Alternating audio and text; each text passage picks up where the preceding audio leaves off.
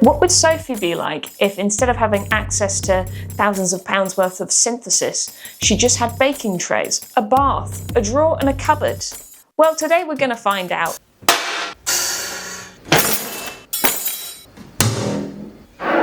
Now I'm going to make some instruments out of all of these samples. I was listening to the cupboard sample, which sounds like this, which has got a pitch to it, a little bit of a flat E. I have brought out the resonant frequencies a bit, so it sounds like this. Then if we stretch it down, I didn't film myself making the beat, but I'm going to talk you through the beat now. Let's start with listening to it.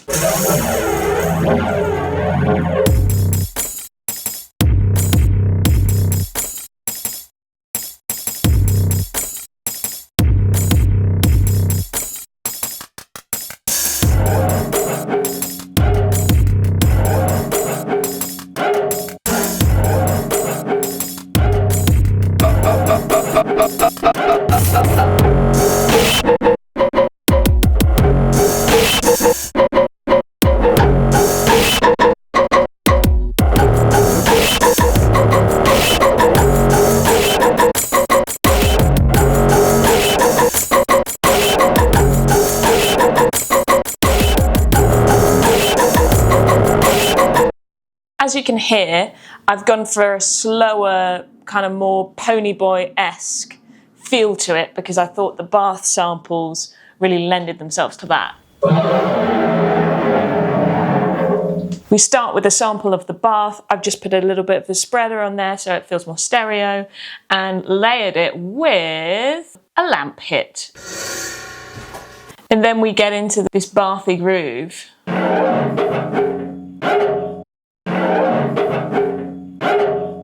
They're keyless, they're not specific notes, they're sliding about. Like you can hear that it's a bath, which I think is fun. This whole thing.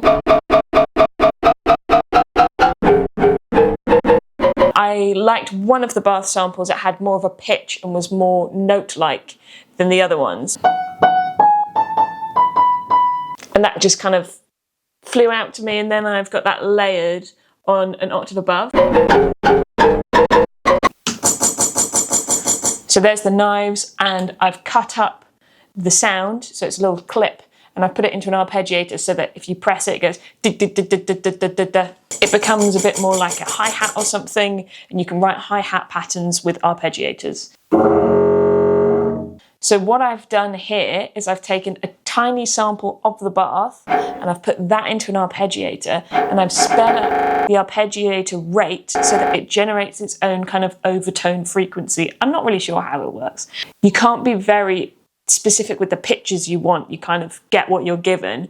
So I've got that creating a bass note, and then I was using Little Altar Boy, which is a pitch plugin, turning up and down a few semitones to map the pitch of this to the bass instrument. Okay, that's me closing the drawer, and it doesn't sound like me closing the drawer anymore because I've put so much distortion and drive on it. Now for the lamp. This lamp is better for horror film stuff, but it still can shine in this scenario. It's like an open hi-hat type noise. Baking trays. Now the baking trays were slightly disappointing today. Normally I'm wowed by baking trays at every opportunity. I was in love with the sound and I'm using them as a texture really. I played in like a rhythm. I thought that's a bit dull, and so I have got Little Altar Boy, which is a pitch plugin, and I'm changing the formant of the sound and the pitch of the sound, so it's like